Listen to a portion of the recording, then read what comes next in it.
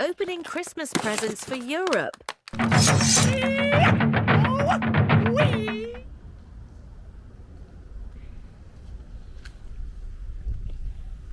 Yes, folks, and that's the way it is. That's what Europe gets for Christmas. That's what everybody gets for Christmas from Israel. We're just so lucky, aren't we? And this, of course, has resulted in what we just saw unfold in Bondi in Australia, which was incredibly predictable. I mean, I don't know what show it was, but I mentioned that this was going to happen like months ago. It was Bibi Netanyahu put out a warning, well, basically a veiled threat to the Australian government that if you don't start supporting Israel and stop supporting the recognition of a Palestinian state, then we're going to stage a terror attack in Australia. And we're going to blame it on Muslims and you're going to look like shit.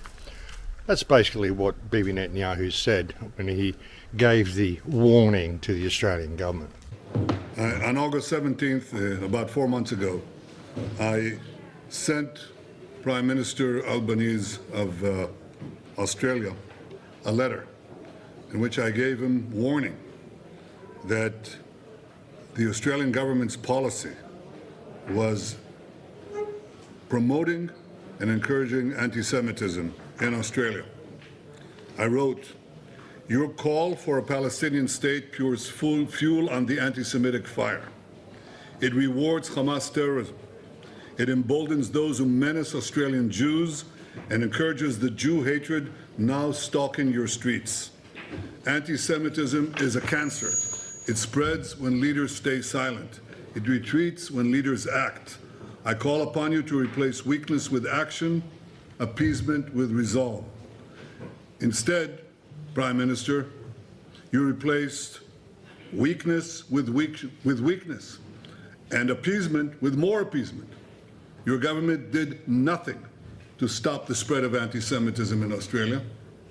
You did nothing to curb the cancer cells that were growing inside your country. You took no action. You let the disease spread. And the result is the horrific attacks on Jews we saw today. Yeah, it's all planned, folks. They do this shit all the time. Like, Israel stages false flag attacks against itself all the time. It has an incredibly long history of it, even since before the founding of Israel. Now, Jews just do this to themselves all the time. Whenever they need sympathy, whenever the world starts waking up to what they're actually doing and getting away with, they stage attacks against themselves as a plea for sympathy and support for their actions. And yeah, we're seeing a lot of Arab terrorism. I wouldn't say Islamic terrorism, but we're seeing a lot of migrant issues in Western countries, which is all being created by Israel through the Catalogued plan. I mean, I showed you many times the video clip of the rabbi saying that Islam is the broom of Israel. Mashiach viendra que quand Edom, l'Europe, la chrétienté sera totalement tombée. Donc je vous pose la question, c'est une bonne nouvelle que l'islam envahisse l'Europe? C'est une excellente nouvelle, ça annonce l'envie de Mashiach. Excellente nouvelle. Vous allez le payer très cher, les Européens. Mais à un point, vous n'avez même pas notion de quoi on parle. Et vous n'aurez pas où fuir. Parce que tout le mal que vous avez fait à Israël, vous le paierez au centuple. Quand l'Italie disparaîtra, quand Edom, c'est pour ça que le QG de la chrétienté qui vient de Esav se trouve là-bas, quand cet endroit-là disparaîtra, et c'est ce que veut faire l'islam, il s'occupe. L'islam, c'est le balai d'Israël, sachez-le. Yeah, Islam is being used to undermine the West and destroy the West. All part of the plan, folks, the Catalogued plan. And we knew this was coming, this attack in Australia, so predictable. It's really debatable what really happened as well. I mean, there's so much wrong with the official narrative, like there is in all of these events. There's always so much wrong. There's always so many questions. There's this guy standing there shooting, or two guys standing there shooting. They're even saying there might have been a third guy. He had a whole bunch of shotgun shells around his belt. He had like 3 guns. I think it was a father and a son, and they had 3 guns each. They had 6 guns, but there might have been another guy as well. I mean, everything's so unclear. And there's one scene of him where he's firing, and this guy is a professional shooter. This guy's done a lot of training. He's either been at the range a lot or he is military. There's one scene, one close-up, where he lets off, 4 shots from a bolt-action gun. I don't know whether it was a rifle, whether it was a bolt-action gun, or whether it was actually a shotgun with a slide action. I don't know, because he's got a lot of shotgun shells around his belt, and there's a lot of shotgun, spent cartridges on the ground. When they arrested him, you can see a lot of red shotgun cartridges on the ground.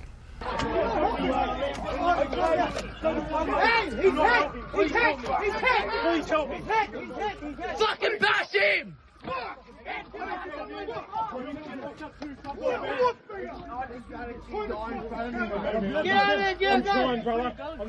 I mean, you can get, quite thin-barreled shotguns that have quite a small cartridge. I mean, I don't know how good that would be over a distance, though, like what he was doing. But there's scenes there where, like, he was firing, and he kept, like, lifting his arms and waving people off. And there's one scene where there's 2 guys that come out, and they're looking at him, and they're right there in front of him. And one of them points at him, and he doesn't shoot at them. And they're not even scared. I mean, wouldn't they be hiding behind a tree or something? Get down. Boys, get down. Oh my God. What are they doing just standing there while he's shooting around the place? It doesn't make a lot of sense. And there's video footage taken from an apartment nearby that's like nearly 11 minutes long. It's like 10 minutes and 49 seconds or something long.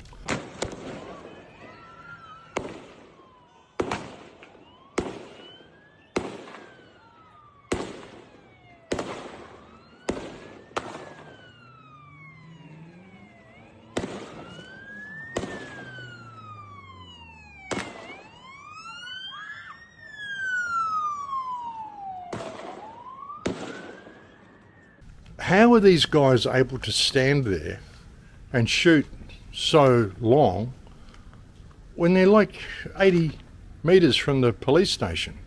The police station's just around the corner. It's like 80 metres or 100 metres away. Well, you're telling me the cops didn't hear the shots? And in the 10-minute video or 10-minute 49-second video where the guys are shooting, you actually see the police cars. You see 2 police cars drive past. Or at least twice the cops drive past while he's shooting. And yet suddenly a random passerby, turns out to be a fruit shop owner, comes and tackles one of them to the ground, steals his gun, gets shot twice in the process, apparently, so we're told.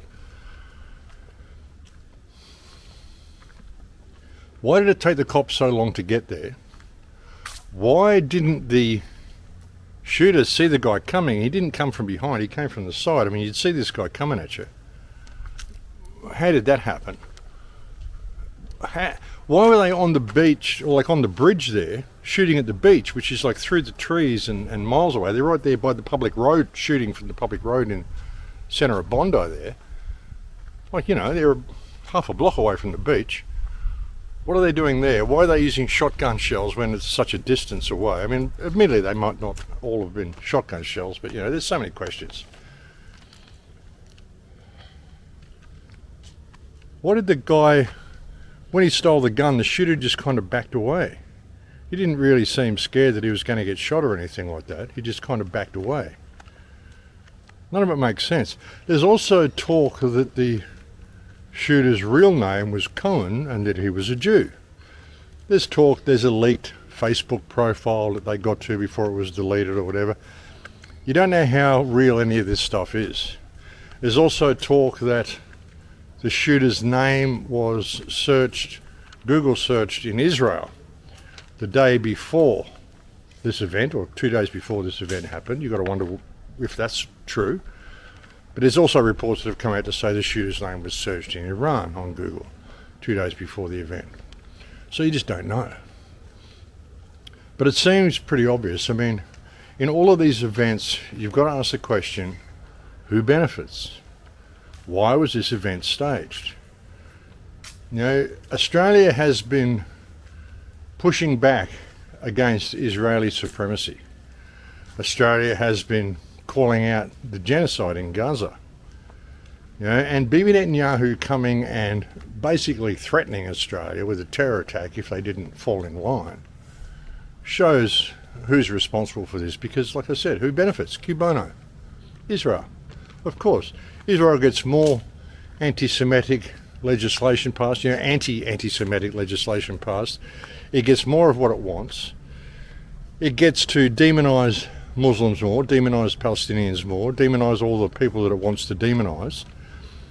And, it can't fight its war against Islam without the Christians. And it can't do that without getting the Christians to hate the Muslims.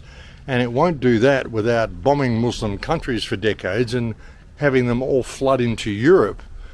And have situations in the Middle East where people are uneducated, they're disconnected from reality, they're disconnected from society. They've grown up in war zones and chaos and been the victim of gangs and cartels and rapes and just murders and wars for their entire lives, most of these people, because that's what the West has done to them, mainly what Israel has done to them. The United States and Britain, being controlled by these people, has done to most of these Muslim countries.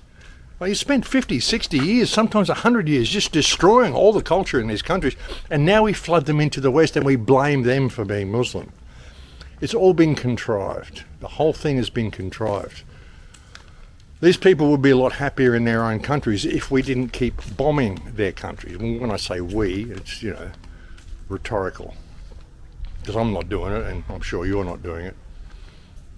But all this is so staged, folks. It's so staged and it's so predictable. We could see it coming. When Bibi made that statement warning the Australian Prime Minister, like some months ago, I said on my show, expect a terror attack where Jews are killed in Australia, because this is what Israel will do in order to get its way. And we know it has absolutely no qualms about killing its own people. Look what happened on October the 7th. There's so much evidence out there showing that the majority of people killed on October 7th were killed by IDF deliberately. They were deliberately and consistently strafing the crowd, blowing up cars, shooting cars with rockets and missiles, doing everything they could to cause maximum casualties so they could use it as an excuse to genocide Palestine. And they freaking lie about everything. I mean, just the fact that Rabbi Dildo was over there 6 months ago in Bondi. I am now Rabbi Commando.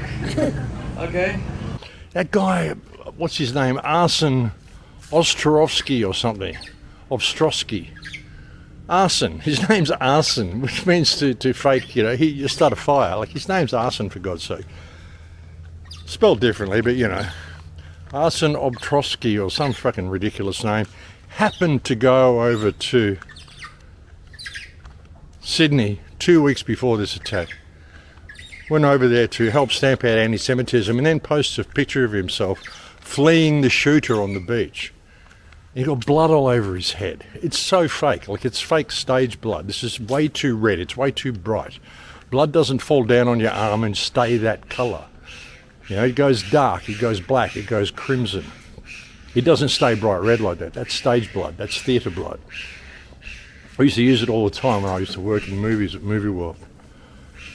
So nothing is what they tell us, but the chances of this guy going over there, and then like he's running away, allegedly running away from the shooter, falls in the grass, puts out a thing on X saying, please help me, and takes a selfie. As you do when you're fleeing a shooter that's killing dozens of people around you. Apparently 16 people got killed all up, 24 injured or something like that. I don't know, it was pretty bad, but why were they shooting so long? But this guy, the fact that this guy posted that selfie shows you just how fake and staged this all was, and that he was there deliberately for this event. And the photo of him with the bandaged head, where the bandage has been put on over his blood, oh my God, how fake. There is no way anyone is ever going to dress a wound like this, which again shows you that this man is a liar and that he was never struck at all. The whole thing was fake. And he's claiming now, I survived the October 7th attack, and now I'm here. I survived the Nova Festival, and now I'm being attacked again here in Sydney. Actually, a friend of mine has saved one of his X posts where he shows, on October the 7th, he shows that he is hiding in a bunker in Tel Aviv, 100 miles away from where the alleged terror attack was happening at the Nova Festival. And that's where he was on October 7th. He didn't survive the October 7th attack at all. He just put that out there for effect. They lie about everything, folks, about everything. But it's so staged, it's so staged in so many ways. I mean, how are they filming for 11 minutes and 2 police cars drive past? They didn't do anything. How did any of this come about, folks? And like I said, there are reports that the guy's name's actually Cohen and he's an Israeli. I don't know, but he was very well trained. You know, you don't let off 4 shots from a bolt action in 5.2 seconds if you're not well trained. You know, and he didn't flinch at all. He wasn't flinching. He was doing that very, very professionally, like the way a soldier or a professional shooter would do. So yeah, interesting stuff, folks. Interesting stuff. I mean, the world has changed so much in the last 5 years. Who would have thought that we would be dealing with any of this sort of shit that we are now? I mean, I knew we were heading for some strange times, but it's just insane what's going on in the world now. It really is, folks. And a lot of attention's gone away from Gaza, of course, through all this.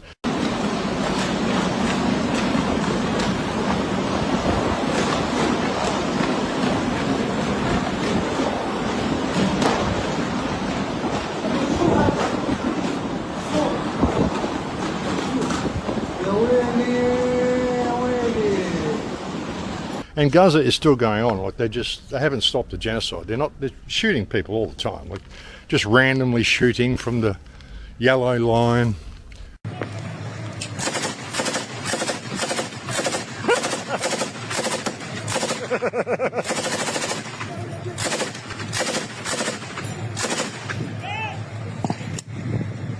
Just for the sake of it, you know. Let off a few more rounds. There was a 4-year-old shot in the neck or something yesterday. More people killed in airstrikes.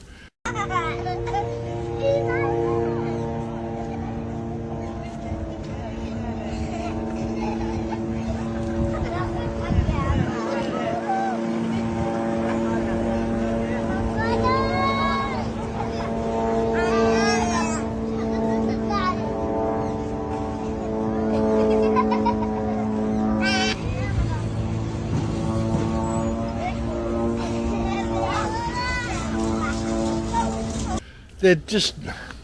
3 days ago they stoned a donkey to death in West Bank. Israeli teenagers went in there, like just 2 weeks ago they were picking up lambs and just picking up and putting them over their shoulders and just throwing them on the concrete ground and then gouging their eyes out. Now filming it all, these Israeli kids. Kill the Palestinian livestock, but just torture them, kill them, like not just kill them, fucking hurt these animals, you know. And 3 days ago they stoned a donkey to death in West Bank. These kids, Israeli kids. What the fuck is wrong with these people, you know? This is really such a sick society, folks. Unbelievable. America's greatest allies. They're bullshit. Hi everyone, my name is Kobe. I was born and raised Jewish in Israel. Today I want to talk about something that's been on my mind. Why do we only hear about anti-Semitism but never about Anti-Goyism, as taught in the Talmud? So what is Anti-Goyism?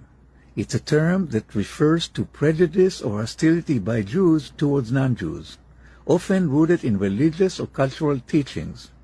In the context of the Talmud, it includes passages that some interpret as promoting the idea that Goyim, non-Jews, are inferior or even enemies.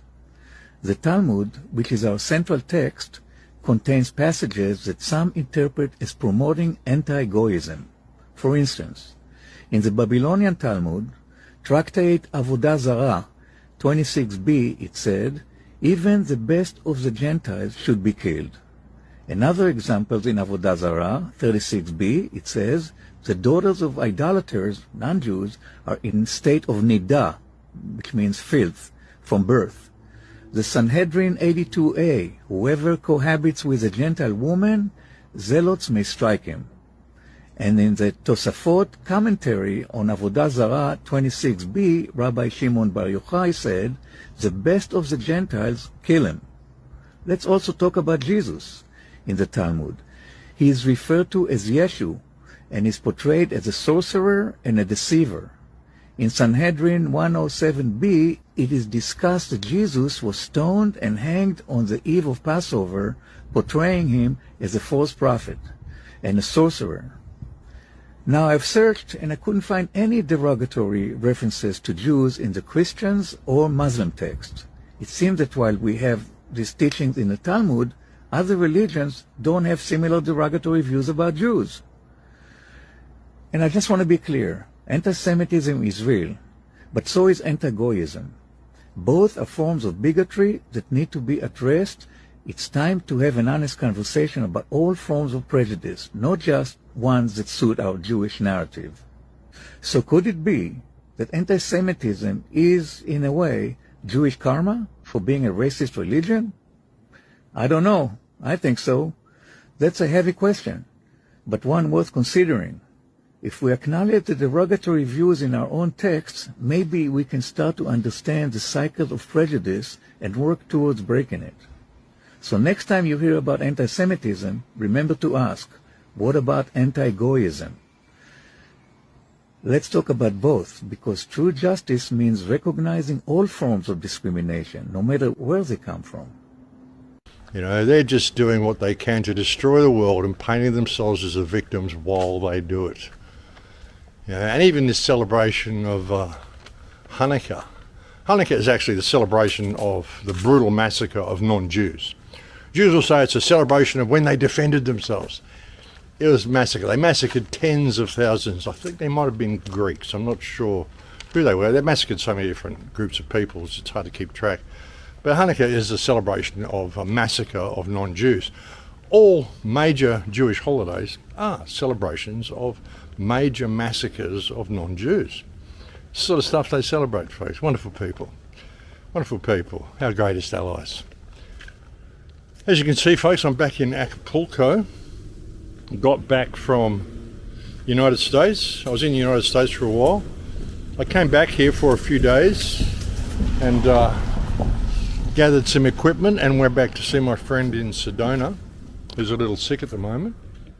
And we're trying to get her better. But now I'm back in Mexico and I'll be back in Acapulco for, I don't know, probably till Christmas or New Year or something like that. And then I'll probably go somewhere else. I don't really have anywhere I need to be until I go to Puerto Vallarta in February for an Acapulco, which is going to be great. Already a lot of tickets been sold for that, folks, so if you want to get there, I'd say you should get in quickly. Again, you can use my name, Egan, and get yourself a 10% discount on your ticket as well. It's going to be good. It's a good looking venue, so I'll be interested to see how it all pans out. But there's nowhere I have to be until then. And I don't really live anywhere at the moment. I've got a lot of stuff in storage here at Jeff's. There might be some other stuff that's been taken up to his ranch, I'm not sure. I've got so much stuff still in storage in Australia. I've got to figure out what I'm going to do with all of that. I've got so much stuff all over the place and I'm kind of homeless at the moment. So I landed at Jeff's for a few days. It's great that he lets me do that, you know. Like even when he's away, I think he's in Egypt or somewhere still. Or somewhere, I don't know. He's not here anyway. But he lets me do that, just arrive at his house, and his staff always look after me. He's got great staff, so. But it's been very quiet up here. It's kind of isolated up here. But I've only been back a couple of days, and I'm kind of sleeping and getting my shit together. And I'll figure out where I'm going to be from there. But it's beautiful to be back in Acapulco. Of course, it's freaking hot, as it always is. And yeah, back just in time for this whole false flag shooting that's just happened in Australia. I mean, whoever this guy was, he was a professional shooter. The interesting thing is it was an Arab guy who disarmed him. They weren't happy about that. So he wasn't a Muslim, he was a Christian. You know, who gives a shit? He was an Arab. Benjamin Netanyahu came out in the beginning and said he was disarmed by a brave Jewish man, which of course we know he wasn't. I mean, there's every indication this guy could have been Jewish himself. I mean, maybe MK Ultra, Manchurian Candidate, who knows? But who knows what will happen to him? Who knows? Was he even shooting real bullets? Was he just shooting blanks? Why were those guys standing in front of him, just standing there pointing, and he didn't shoot them? And he was shooting in their direction. They just stood there. They didn't do anything. Very, very strange, folks. Very, very strange. In other things, though, the whole AI grid that I've been warning you about for so long is really going forward in leaps and bounds. See, this is happening underneath all of this other stuff. Underneath the shooting, underneath the Gaza massacre, underneath the Charlie Kirk shooting, which is still being talked about. Candace Owens is really not letting up with any of that. Interestingly, she's been calling out Tippy USA, which is so corrupt. And there's so much wrong with the Charlie Kirk shooting, obviously. But she's been really calling things out and really, I've been surprised actually. Like, I've actually watched 3 or 4 of her podcasts now, because I've been with my friend in Sedona, who is a total fan of Candace Owens, and she sits there and makes me watch the Candace Owen report every day while I'm there, so I don't have a choice. But it's been good in a way, because I've actually got to watch a whole broadcast of her and see how she's really thinking. And I can see that a lot of the accusations that are being made against her are completely false. She hasn't made any of the claims they're claiming that she did. She hasn't done any of the things they're claiming that she's done. And it's been really refreshing seeing someone speak out so adamantly about Israel, and to speak out so adamantly against the government, and to tell you you should question. Tippy USA is just saying, no, just believe the government, believe what they say, you know, God is in charge, don't worry about it. And Candace Owens is saying, no, we need to question this shit because the official narrative is bullshit. And she's correct. And the stuff that she's exposed about Egyptian planes that have been following Candace Owens around for years, I mean, there's a very good chance there was something else going on that TP USA was up to that Charlie Kirk had no idea about. Could have been trafficking arms, could have been trafficking children. I mean, you've got to understand, Erica Kirk was involved in orphanage in Romania she was basically kicked out of the country because it was believed the orphanage was involved in child trafficking. You've got these big events like Charlie Kirk touring around the place. It's like Aerosmith touring around the place. You've got all these big trucks and all this equipment and all this stuff. And people expect there to be big trucks and planes landing and stuff, you know, truckloads of equipment and all this sort of stuff. But who knows what's actually in some of these trucks? Could they be trafficking arms? Could they be trafficking children? Could they be trafficking other things under the guise of holding TP USA events? The whole thing about the Egyptian planes, what were they doing there? They've been following Erica Kirk around for 3 or 4 years. Not to say she ever flew on any, but everywhere Erica Kirk went, there was an Egyptian plane landed around the same time and left around the time that she left. Why? What's this all about? Why were there Egyptian planes following her to all these different places? Not saying she ever got on the planes or even spoke to any of the planes, but what were they doing there? What were they doing there? Why were there so many French Foreign Legion people there at Charlie's event as well? All wearing crimson shirts, I think. There's a lot of really unanswered questions, but a lot of what Candace Owens has been saying, I mean, she's been realising that the world is run by one global cabal. There are no real governments, there are no real countries or nations or anything like that. All these countries are working together for a common agenda. And they're playing all the people off against each other, and she's encouraging people to ask questions, and I kind of like it. I mean, after the 3 or 4 shows that I've watched of her, I haven't actually found anything she said in those 3 or 4 broadcasts that I can disagree with. She's saying stuff that I've been saying for years. And it's kind of refreshing to see. There's nobody else with an audience her size that is saying these things, and she's getting a lot of the younger generation to start really questioning what Israel is doing. You've got people like Tim Pool in total meltdowns over it because she's undermining the midterms, like there is an actual left and right, and the midterms actually fucking mean something when they don't. I mean, it's been fun actually watching people like Tim Pool and even Nick Fuentes having meltdowns over what she's saying. Stuff I didn't really expect from Nick Fuentes. Everyone's kind of exposing themselves, you know. But who knows? I mean, do I trust Candace Owens? No, I don't trust anybody. But I just think it's refreshing to see.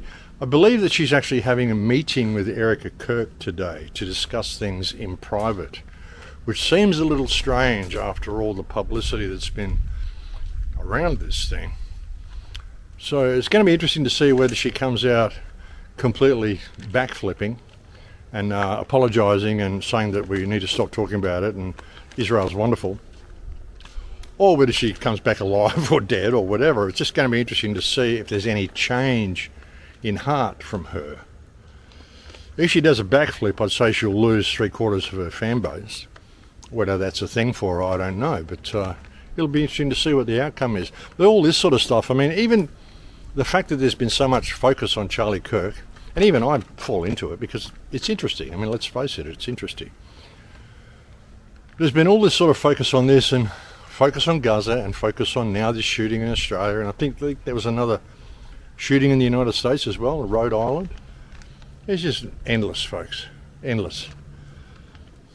Mind you, if Australia didn't have such strict gun laws, there probably would have been a whole bunch of people in the area of Australia that were armed who would have taken the shooters out in 10 seconds, and we wouldn't have to have waited for like 15 or 20 minutes for the police to arrive when they were 1 minute walk down the road. Just a little point of contention there. You know, I mean, if Australia was allowed to have weapons to defend themselves, this wouldn't have happened. None of these events had happened. You don't have crime where people are armed, basically. I mean, look at America. The cities where gun registration is severely restricted, places like Detroit, have the highest crime rate in the United States. Places where guns are commonplace, such as Texas, you don't have a lot of crime because you know if you break into someone's house, they're going to fucking shoot you. So why are you going to do it, you know? So, yeah. But anyway, underneath all of this is this AI grid. Now, they brought in the social media ban for children under 16, came in Australia, I think, on December 6th. I think that was already done by the time I did the last radio show. I'm not sure. I think I mentioned it.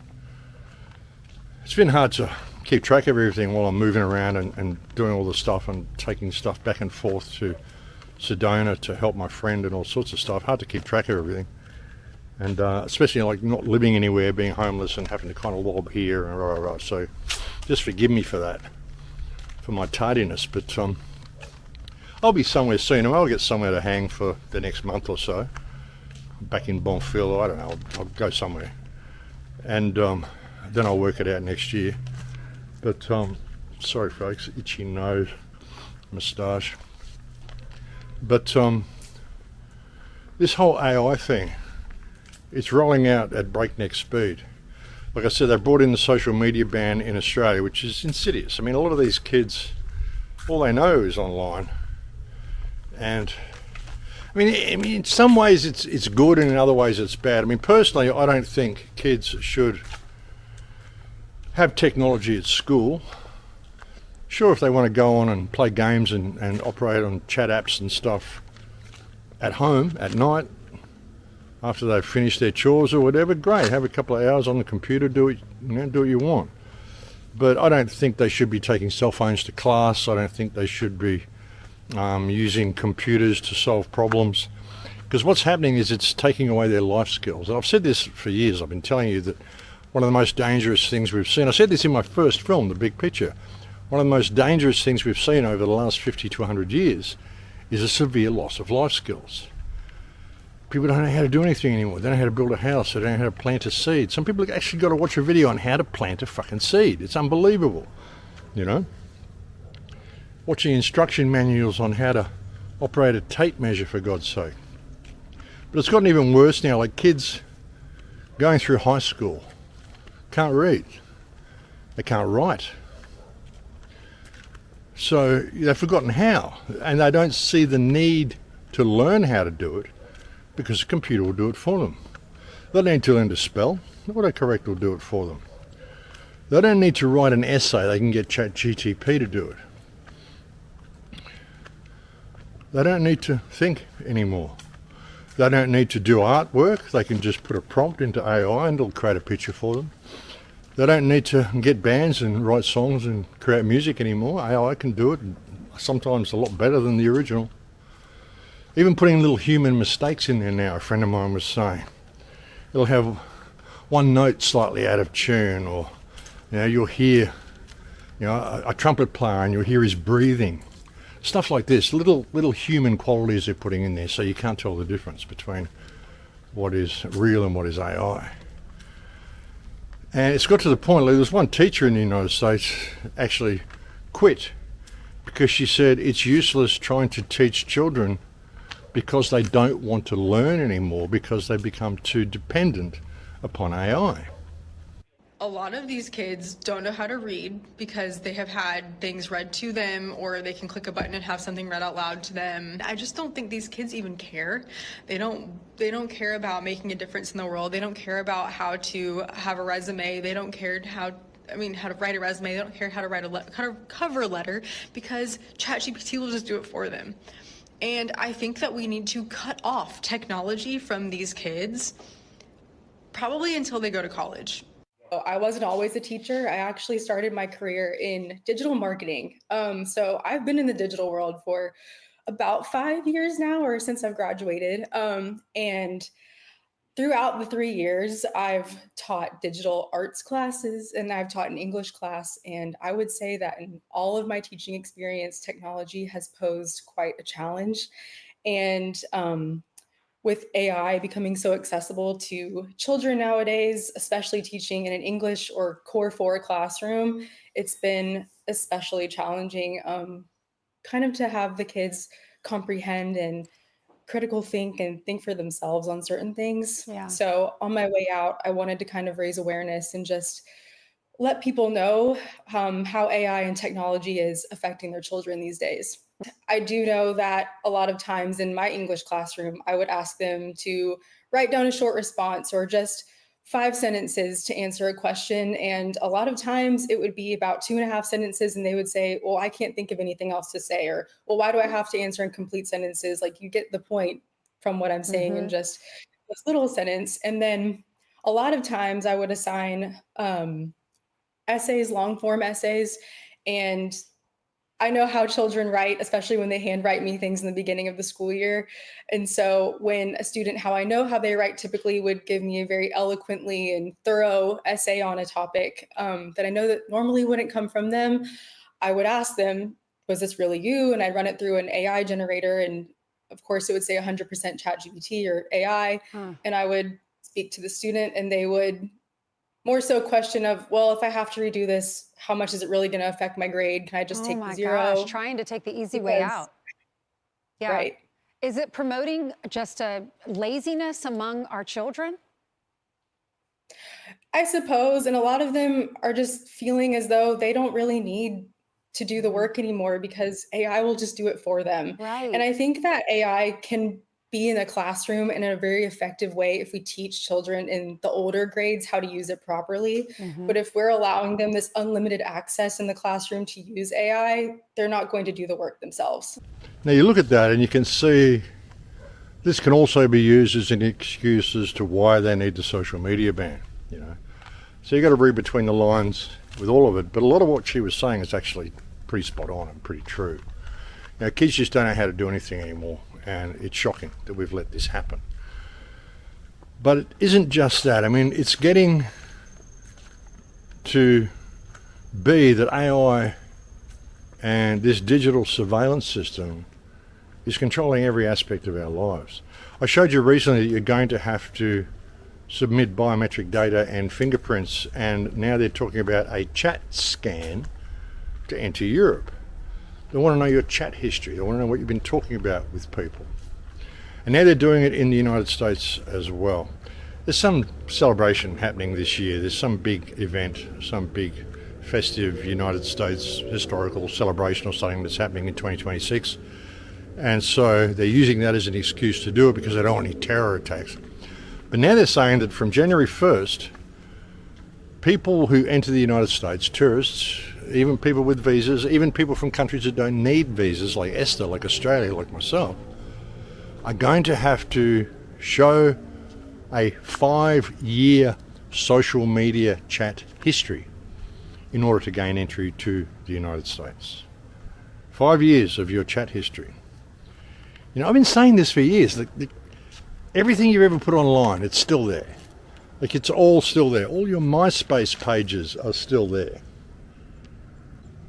Every edit that you ever made, before you edit it, it's all still there. So this is what you're going to have to supply in order to gain entry into the United States. Starting in January, you must submit 5 years of your social media history in order to be allowed into the United States. The Department of Homeland Security has announced that everyone, including people who can enter without a visa, must submit their social media profiles and be viewed up to 5 years beforehand. They also must be required to submit a photo because when they enter the US, photos are now taken of your faces. Your social media account will be monitored for political activity, including anti-Semitism and support of terror groups. Meaning in the past 5 years, if you've reposted something that was critical of the Israeli government, you could be denied entry. Even if you're coming in a European country that has great relations with the US, and normally you could just show your passport. Well, starting January 1st, no. These social media posts would look for, quote, anti-American views and memes of people like Trump and J.D. Vance that make fun of the two. Now, this applies for absolutely everyone. So if anybody just wants to come in with a passport from the United Kingdom, they must beforehand submit their social media profiles to be allowed in.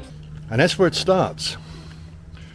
Soon you'll have digital licenses, you'll have digital currency, you'll have all this digital stuff, if we allow it. And soon, all of this stuff will be required for you to get a gun license, get a driver's license, rent a home, access your bank account. You'll get to a situation where you'll get pulled over by the cops for speeding or whatever excuse they concoct to pull you over. And they'll ask for your license. Your license will be on your phone. And as soon as you hand them your phone, they'll punch in a code and it will bring up 5 years of your social media history, and they'll just punch in a couple of keywords to see if you've spoken about any of this sort of stuff. And then that's it. They will have you. They will penalise you, they'll take you away, you'll just be disappeared or whatever. Or they'll just switch you off and tell you to go home, but of course you'll have to walk because your electric car won't start without the use of your cell phone, and we've just cancelled your ID, so nothing's going to work for you anymore, so off you go.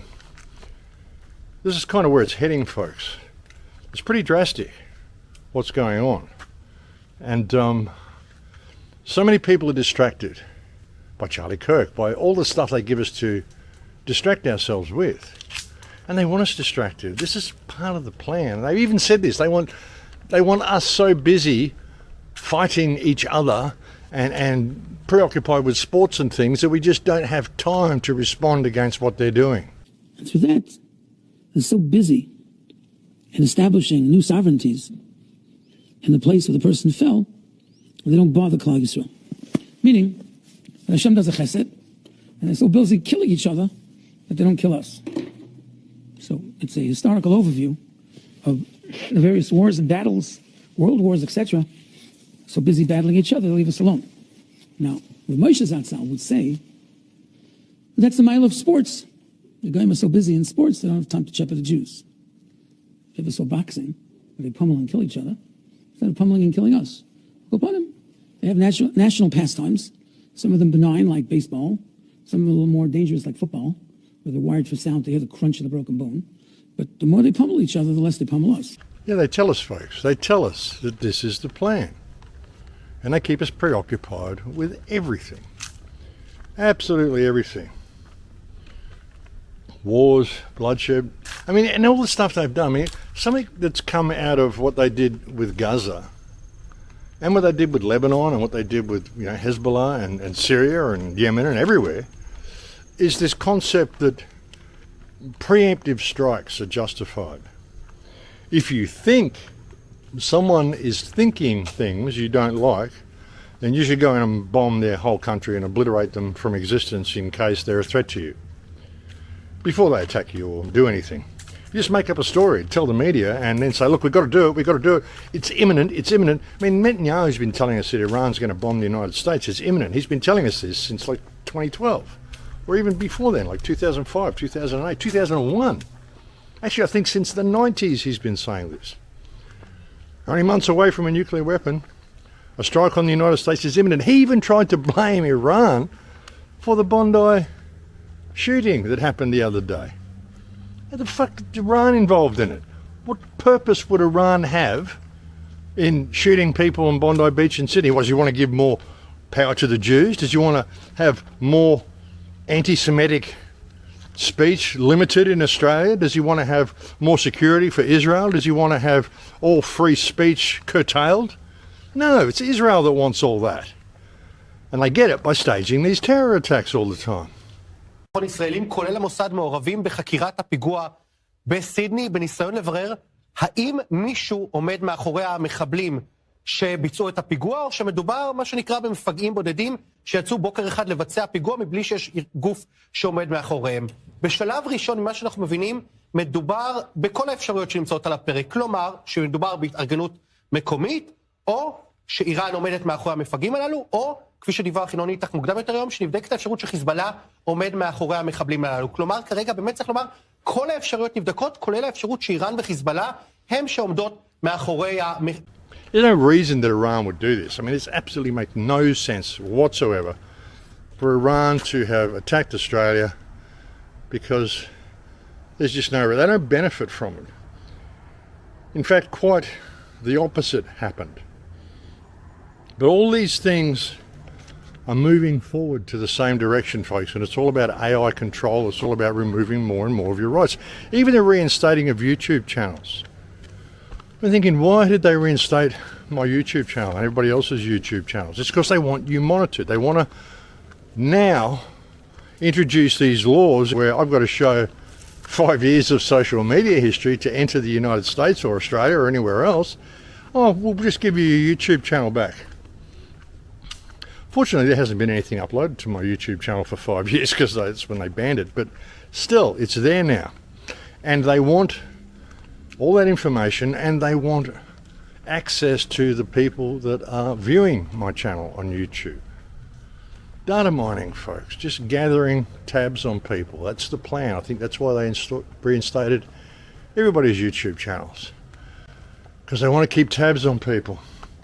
That's what it's all about, folks. And now we've got this blanket social media ban in Australia that will be coming to America to protect the children, of course. And we've got the legalization of preemptive strikes. What's going on in Venezuela? Oh, it's all good, we can go and do this. It's not war. We're attacking drug cartels. We're not going to give you any proof that the drug cartels are there or that the boats that we've been bombing are actually smuggling drugs. We're just going to blow them all out of the water. Just take our word for it, because we're the government and we would never tell the truth. And by the way, Tyler Robinson killed Charlie Kirk and everything is above board, just the way it should be, which is why we went in and we destroyed the crime scene and concreted over all the evidence. Makes perfect sense, folks. You just got to use your brain, you know, see how the government thinks, you know. It's freaking crazy, folks. It's absolutely crazy. But yeah, that's the world now. People are losing their skills for everything, and they're just getting led into this system of digital slavery.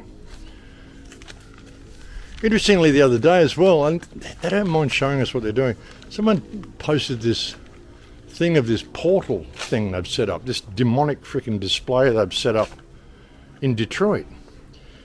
Did anybody see this happening? And it's just a hideous looking thing.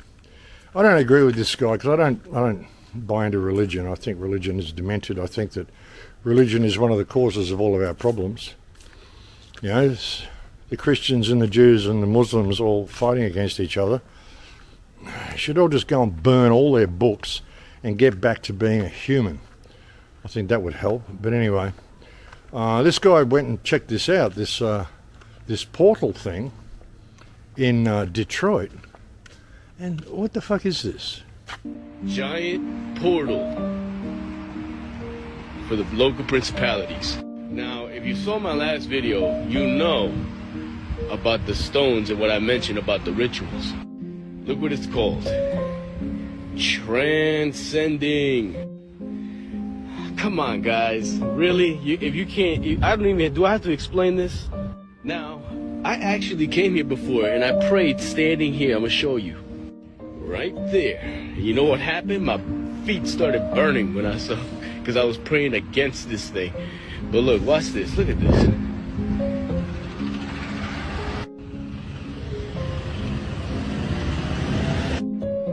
Look at his hands.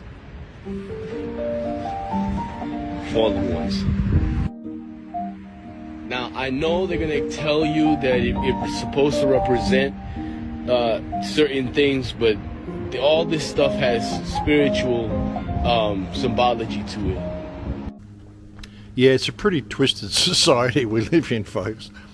I suppose it's called art by somebody's standard, I don't know. Art takes many forms. It always has taken many forms. What is artistic and what is not, what is tasteful and what is not. Did you know there were human zoos in Belgium up until around 1958? They had them at the end of the 18th century. They had what they called like Congo World. And this is Belgium, where it's freezing, right? They had these grass huts set up and a little mining operation set up. There was one section that went like 8 acres or something. It was like Congo World, and they had all these people in their native habitat. And they had them held in by a fence, and it was a human zoo. And people used to laugh at them over the fence and feed them bananas and stuff. And there was one year, like back in the 1800s, like 1890s or something, where 6 of them froze to death because they're living in these little grass huts in the middle of winter in Belgium, you know. And they kept these things going until 1958. They closed the last one down. 1958. They were still going during World War II, like human zoos in Belgium. I think Pope Leopold, or King Leopold II, started it. Crazy. This photo was taken in Brussels in 1958. It's a picture of a human zoo, and it was not unique to Brussels. They had been hosted earlier in the century in London, Paris, New York, Oslo, and Hamburg. This typical village was set up for an exhibition in Belgium in 1897. Local Congolese spent their days in enclosures imitating village life. Visitors would jeer, laugh at, and ornamentalize them. One journalist who visited the fair wrote, "If there was no reaction, they threw money or bananas over the closure of bamboo." We don't know much about many of the people who were placed in the human zoos, but Otabenga, a young Congolese man, garnered fame. In 1906, he was taken to New York to become part of an exhibition at the Bronx Zoo. Benga reportedly believed he was hired to care for an elephant in the zoo, but instead he was given a home in the monkey house. After leaving the zoo, Benga found no comfort in America. Later in 1916, he shot himself in the heart. Human zoos have not been staged anywhere for 61 years, but one Belgium academic thinks mindsets still need to be changed. Crazy stuff, folks. So yeah, art takes many forms over the years, and we are in crazy times, folks. I mean, that art in Detroit, I don't even know if you'd even call that art, but it's there. So I wonder when that went up. If anybody knows, it'd be interesting to find out. But look, that's about all I got to say, I think, folks. You know, we are heading for a crazy, crazy world. You know, robot takeover. I saw robots on the Chinese-India border the other day. Just a robot just kind of standing there. You know, whether he's keeping guard or being used for surveillance or what it is, but it's there. And it's obviously a robot. But the people sort of laughing about it in the video. ये जो हमें देख रहा है ये robot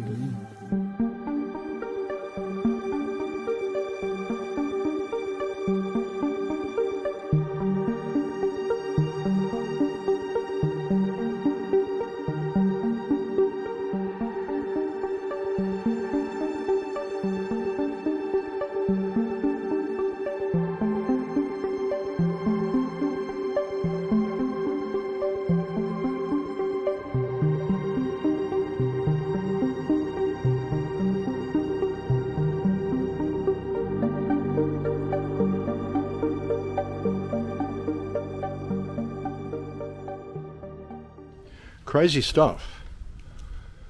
They're employing robot police or deploying robot police in China now as well. And these will be coming to Western countries soon as well. Everything's going nuts, folks, and we've got to stand up against it, which I believe they're doing in Belgium now.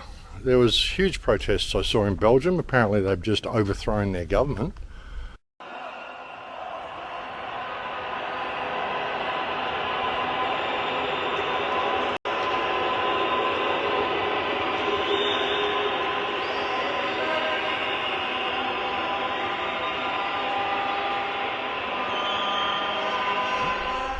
Seems to be happening in a few places. Don't know how real it is, you can't tell. The mainstream media is of course completely silent on anything about it. So, you know, we just don't know. Hard to confirm any of it. If you're in Belgium and you happen to watch the show, perhaps you could give me an update. Now, so many of the reports that you get online, you just don't know whether they're true, is the weird part. And with all this AI now, you just don't know how many of the videos are true or what's going on. Hola. ¿Cómo está? So yeah, you just don't know what's real and what isn't anymore. So that's some things to take into account. I mean, same with this shooting.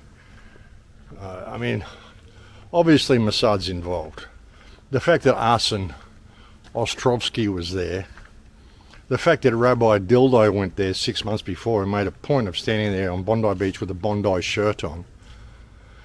The fact that now he's saying he's so upset because the country he loves so much, you know, all this, it's so obviously staged, you know, the threat from Benjamin Netanyahu saying that, you know, we could expect a terror attack because of our views on Palestine.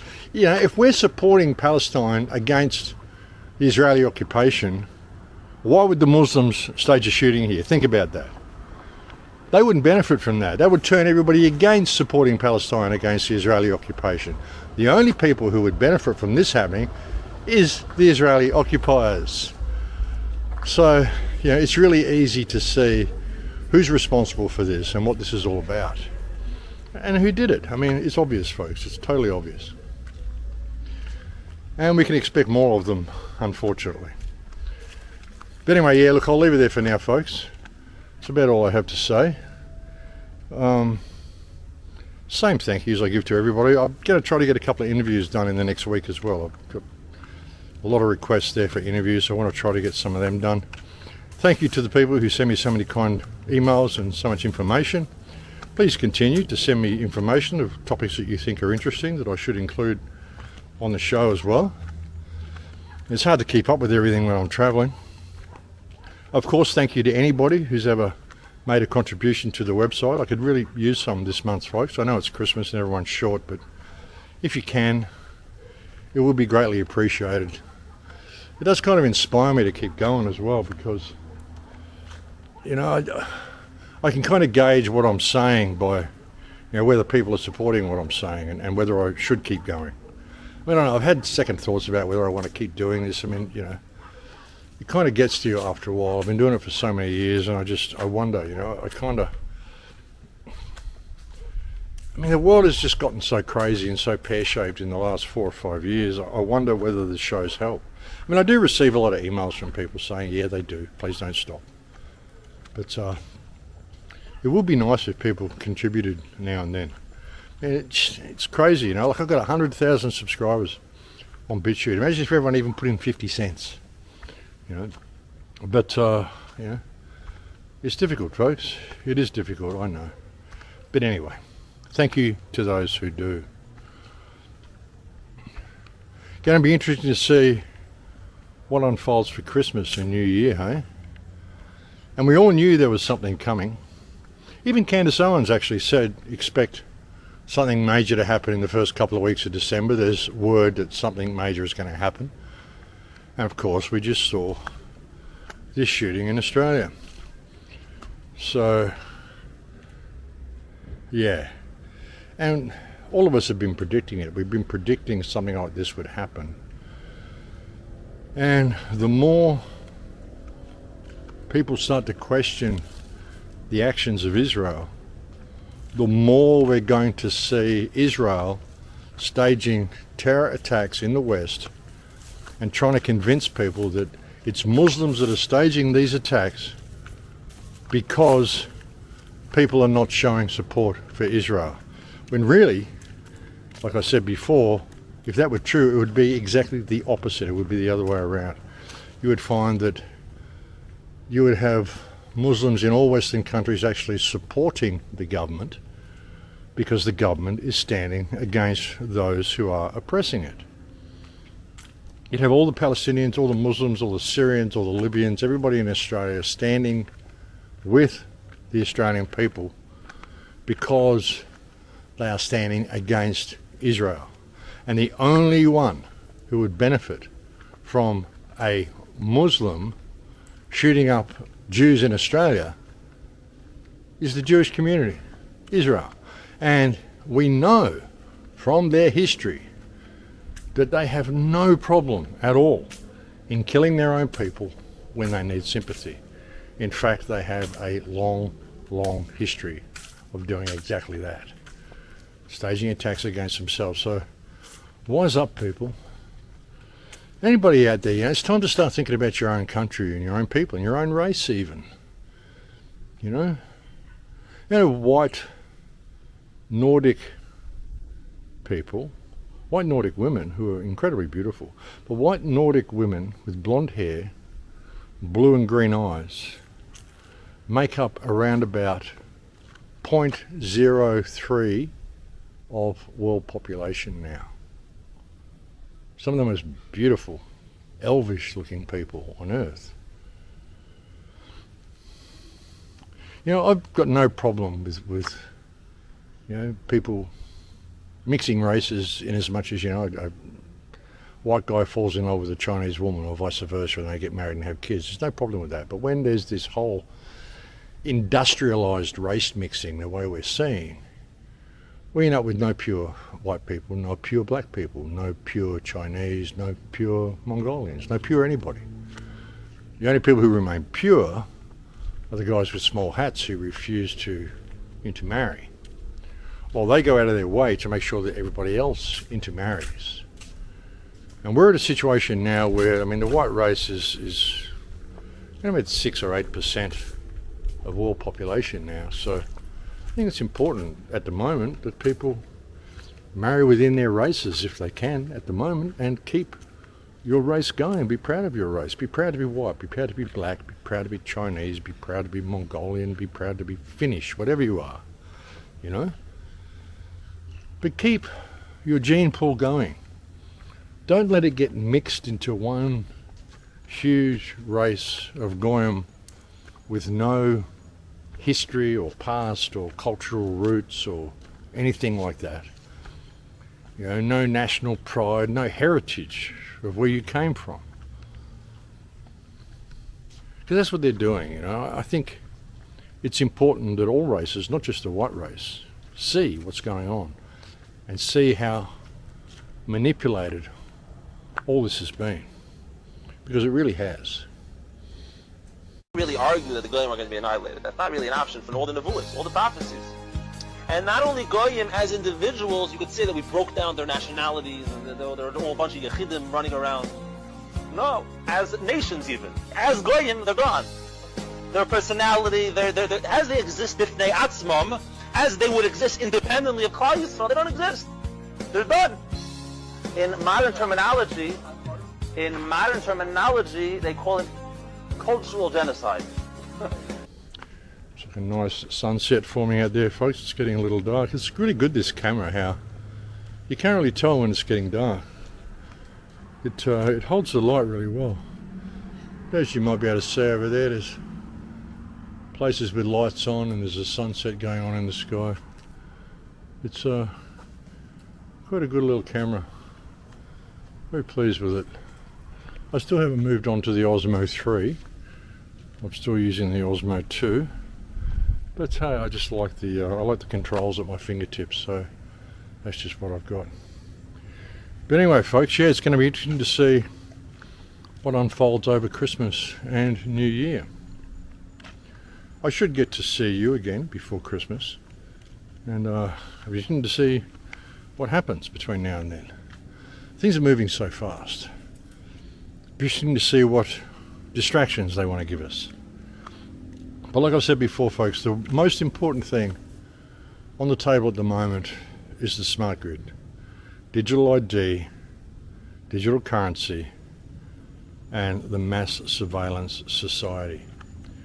And that must be your line in the sand, must be everybody's line in the sand. Because if we allow this, there'll be no way to come back from it. If we simply refuse to comply, they tell you can't do this without digital ID, well, don't do it. Can't travel without digital ID, stop traveling. Everybody, just have a month off travel. It only take a month and they'll roll it all back. Airline companies will be screaming at them. Department stores will be screaming at them. So many businesses will be freaking out if people just decide to say no. And it's up to us, because we're the only ones who are going to stop it. And that must be everybody's line in the sand, folks. That is the hill to die on, digital ID. And if we bring that down, then we bring down the whole system. And I think the system is failing. I mean, the system's in meltdown. Look at the shit that Tim Pool's doing. He's even saying he's going to stop doing his podcast and do a comedy podcast from now on. Well, that's what you've been doing for the last few years anyway, Tim, is a comedy podcast. No one takes you seriously. You're a fucking idiot. And he staged a fake shooting. Like his brother, twice he's been shot at his house, apparently. First time was his brother. It's probably his brother again. The second time, I mean, there's no reason anyone would have for shooting Tim Pool, you know. It's incredible. But he does this stuff because he's flailing. He's getting no attention. He's been trying to get attention by attacking Candace Owens, and all he's done is lose half his subscribers because of that, because they'll listen to Candace Owens as well. I mean, it's just great. It's been really interesting watching all the infighting. But again, all of this is a distraction from the digital currency and the digital system that is being rolled out right under your noses that they intend to implement for entry into the United States, I believe, on January 1st. So it's going to be interesting, folks, to see what happens. And like I said, if they do that at the border, soon it'll be on your phone. It'll be part of your requirements when you hand your ID to a cop. Soon it'll be part of your requirements. You'll have to hand your phone and ID to some freaking bouncer on a nightclub before he's going to let you into the nightclub. And he will be able to just punch up your social profile, punch in a few keywords and see if you've been saying anything the government doesn't like and deny you entry. They'll be able to do it with everything, folks. It's going to control every aspect of your life. And then once that happens, they'll just switch you off. They'll deplatform you in every way that they can. And they even admit that is their plan as well, to just deplatform people. We will turn you off, everything. You won't be able to get a job. You won't be able to get a spouse. You won't be able to get anything because we will shut you down. But we don't control the world. Anti-Semitism thrives when there are no consequences. So we created consequences, a lot of them. If you target Jewish students, your actions will not disappear into the darkness. We will shine a light on you that, thanks to Google and SEO, will follow you for the rest of your life. When you look for a job, when you look for a spouse, when you look for a nanny, when you look for anything, our work will always be documented, again, thanks to Google and SEO. In corporations where DEI leaders smeared Israel, excused Hamas, we pressured CEOs. Some resigned, many were terminated, but policies were changed, thankfully, from governmental to art institutions. Online, where anonymous accounts spread violent threats, we traced patterns, elevated evidence, and worked with authorities, leading to arrests from Florida, South Carolina, New York, California, and Texas. And we're not slowing down. Yeah, interesting how it works. So, but anyway, folks, I'm still babbling, so I'm going to leave it there for now. Thank you for joining me on this report. It's always a pleasure to have your company. I will look forward to speaking to you again soon. And please, if anyone can, make a contribution this month for Christmas, I'd be very appreciative. But if you can't, hey, that's all good, and have a Merry Christmas anyway. And I'll look forward to seeing you soon, but I'll see you before Christmas. So take care until we speak next in Lakesh.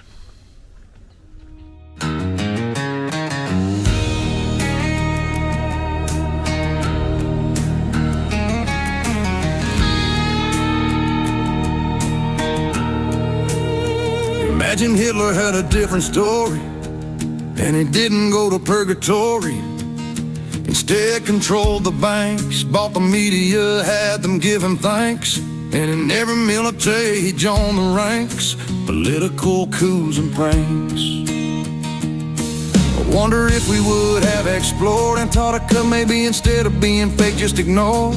Going to the moon, JFK may not have died so soon. Maybe the school board would start class at noon. What if he used an Arabian sword to become the Middle Eastern Lord, and the Holy Lands were his reward?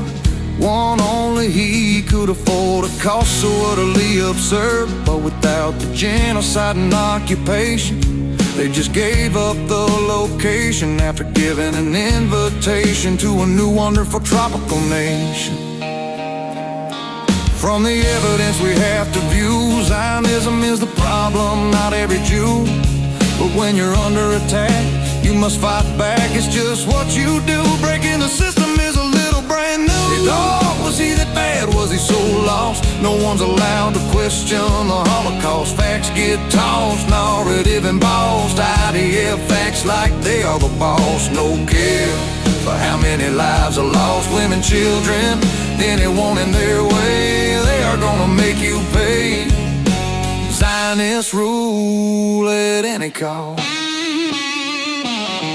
Hear the twist, Gene, this alternate vision. World domination can't be his mission. He's not Jewish, he was a Christian, so he loved his neighbor, not out for guts and gore. Wanted his own life free, his people and others, just leave them be. Don't need communism or democracy, just compassion and equality. Using this story to get you all to listen is my ultimate vision.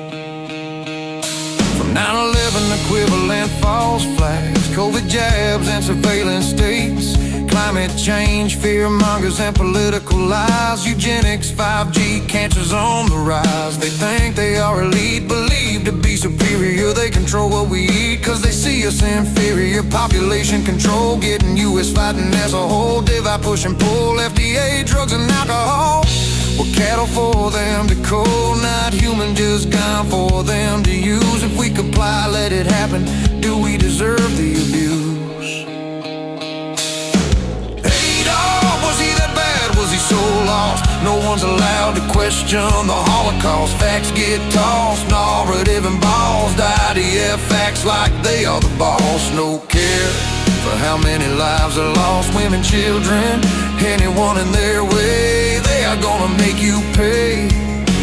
Zionist rule at any cost. Standing tall, the stash on his face. But if all that was the case and he succeeded in his race, would he have taken their place? Would we even need a safe space? What else might have changed? Would it be evil rearranged? Can't imagine it would have been more deranged. History holds what's true. He stood up for me, of you. Hated the banks and dirty smut. Wanted the economy out of its rut. He hated what they were trying to do. Global control, he watched as it grew. The ruthless villain, they were but few. It wasn't a hatred for being a Jew. But when you say you were chosen by God, make your sacrifices to Nimrod. Hold all the money and riches, treat everyone else like bitches. Wouldn't you expect to get some stitches? Can't ignore what they have done since arriving in the home of God's only son. The horrors that have happened in the Gaza Strip, soon the rest of the world will feel the same whip. Time we all get a grip, shoot from the hip. Before they unload the clip, we need to bust through the censorship. 7th of 1 month before November, they set it up. Let them has killed their own, whole thing overblown, just as an excuse to get rough. Kill and maim, take over the domain. It's brutal, so insane, enough is enough. Time to retaliate with love, cause good can't win if we relate morality to sin. Leave the hate, let truth debate, and take back our fate before it's too late.